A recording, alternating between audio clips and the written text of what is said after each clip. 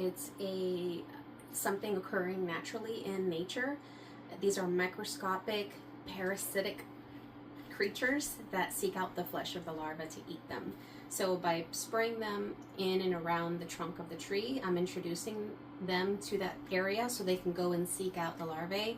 And inside the holes that have been burrowed out by the larvae, that's where they eat them.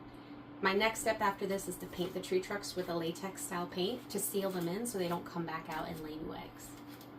They just go on to die because they run out of food once I seal them in with the latex paint. But the ones that are sprayed around the ground, they'll go out and seek additional food. Anything that they might want to eat. So like for example, this one is good for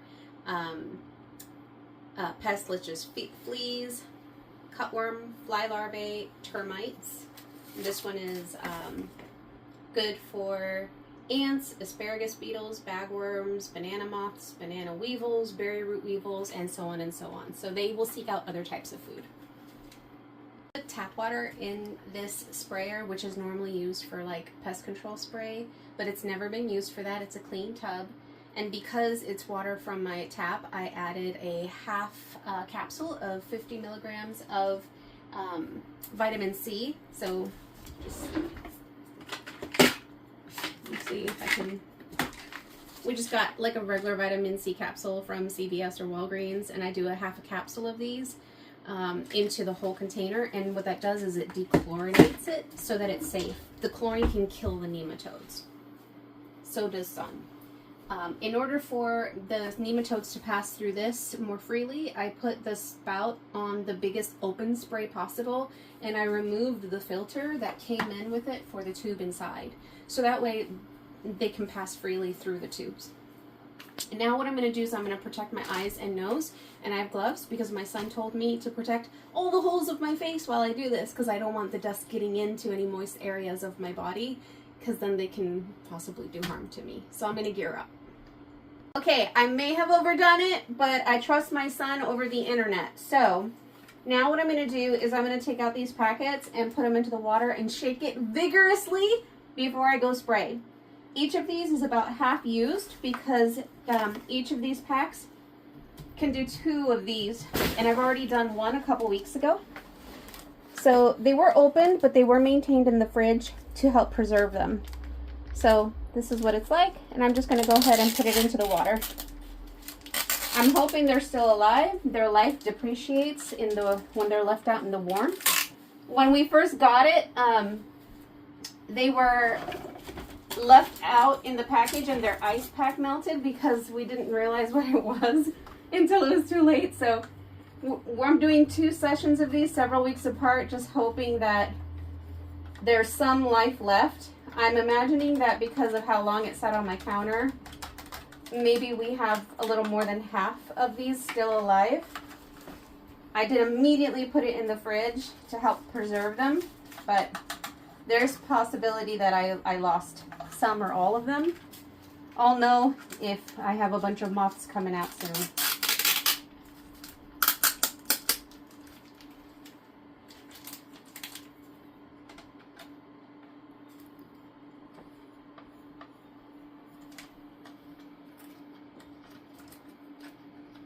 When I'm done, I have to clean everything up really, really carefully with tap water around my countertops, and maybe even a little bit of bleach just to make sure that I kill anything so it doesn't accidentally get in our face and our mouth and our ears, our nose by accident. Are these harmful to pets also? They could be. They go after a lot of stuff, and they're microscopic. You can't really control that once they're on your body and in yourself, unless you've knew it right away. It could be dangerous. So, like, I spilled a little, and that's kind of hard. I should have used a funnel. And I'll have to clean the floor with some bleach water too.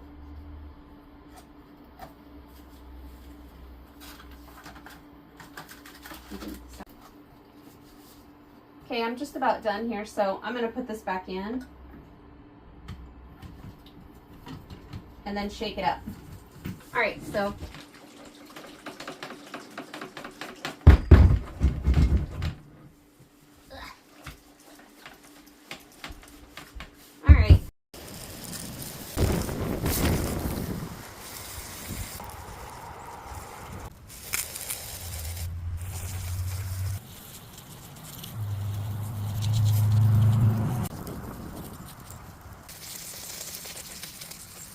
see how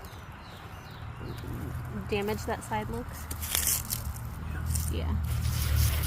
They messed with the wrong tree, Mama. Even though if you look across the whole Garden of Eden, we have flowers growing wild. But I noticed the butterflies prefer the garden beds because we left these tall flower stems. And they come in here and they drink and then they rest. And this is where they're protected. They won't stop on these, but they will in those. Not all trees had damage or goop, but I'm going to treat them all. The seeds I planted to overwinter, and they didn't do as well as I thought they would. I got to get more seed next time. Careful, because there's a hole right here and I don't know what's in it. Could be a snake.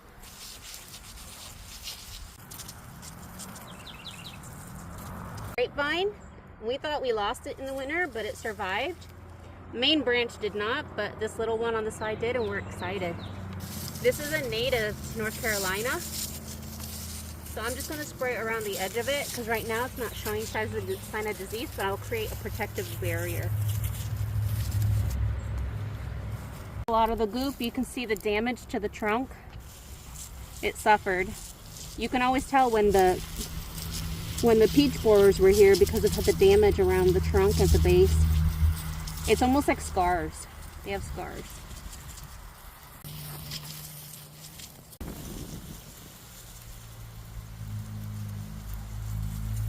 So these nematodes are not the same as the root nematodes, which can damage your roots. They eat away at the roots of the plants. Those are different. So that's why this is safe to place around and on your tree. This is the newest member of the Garden of Eden orchard. She was transplanted a couple weeks ago. We were able to dig her up from the yard of the other orchard. And it has some white ginger attached to the bottom. I hope this is okay.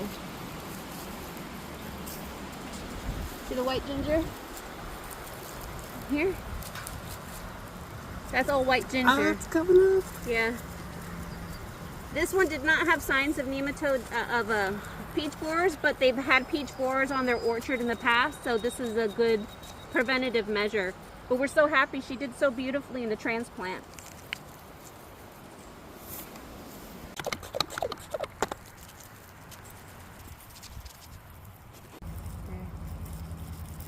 There's ants on these trees too. Red ants and black ants that keep chopping them up and eating them leaves. So this will take care of some of the ant population as well. I think some of these are meant to go after the queen ant. You want to come over here? It has a lot of damage. You can come around the other side. You can see what they did to it.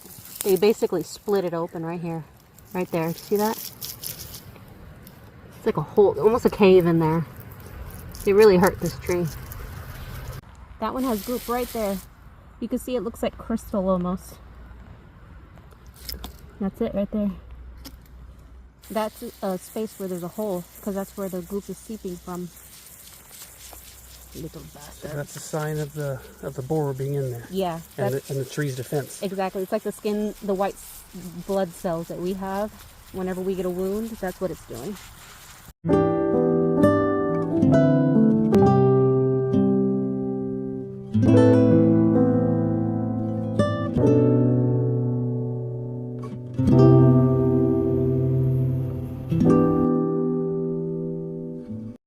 Oh, is it started? Okay.